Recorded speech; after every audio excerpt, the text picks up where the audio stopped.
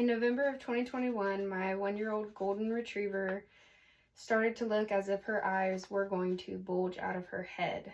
Now, this all started on our 6-hour trip away from home to Georgia, and it was one of the most frightening things that I have ever dealt with in my life. And this is pretty much what happened to her.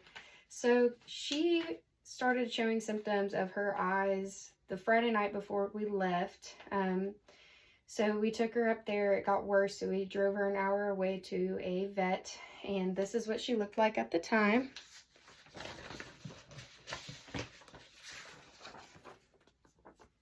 So you can see that her eyes were starting to look like they were going to literally pop out of her head. She looked like a cartoon character. After the visit with the ophthalmologist, we found out that she has what's called extraocular polymyositis, and extraocular polymyositis is when the immune system for some reason is kicked into overdrive and it causes the muscle behind the eyes to swell, which gives the eyes that bulging look. It actually mostly affects girl golden retrievers between the age of 6 to 24 months. So she was right in that time frame. She was about 7 months when it happened to her.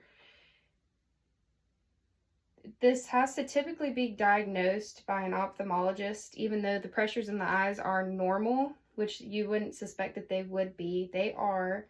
The symptoms can worsen with stress. So for Callie, which is my girl golden, she actually would get worse anytime that she was excited, anytime that she got left alone and was anxious. Her eyes would just continue to get bigger and bigger and bigger. And it was just, it was absolutely awful.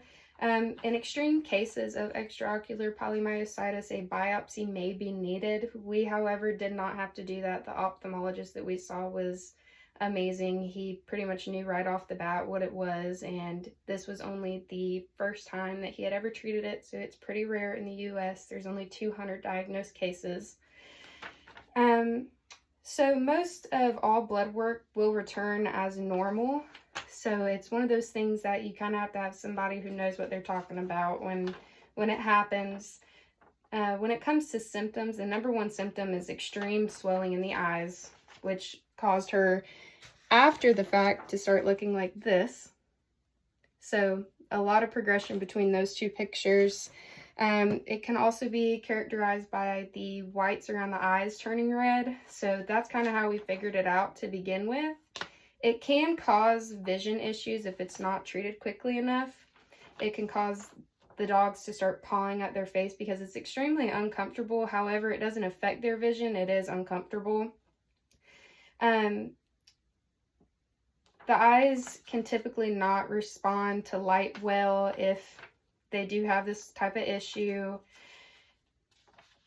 There may be involuntary movement in the eyes if they're suffering from extraocular polymyositis.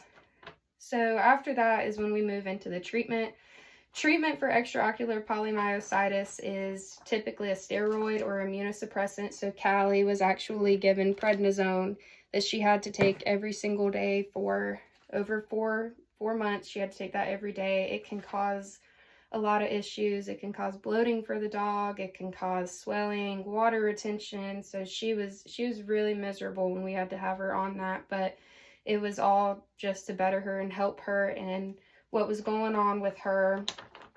You can try to wean the dog off of the medication after 3 weeks. However, with Callie, as soon as we tried to wean her off, her eyes just blew right back up like they did in that picture. So she did have to go right back on it.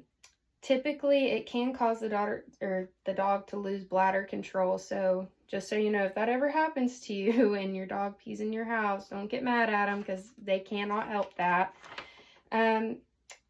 So we actually have to see a vet every 1 to 2 months just to make sure that Callie's eye issue is completely under control. She did have a flare-up recently. It was not that bad, but she did have a flare-up, and it actually prevented her from getting all of her vaccines that she needs for the year. Until that subsides, we'll have to wait. We can't get her anymore. It's not supposed to affect the dog in any way when they get those types of shots when they're having a flare-up, but our vet just wanted to be safe and not add anything else onto her while she was on the immunosuppressant. Once weaned up or weaned off the medication, it is common for dogs that are suffering from this to have flare-ups like Callie did.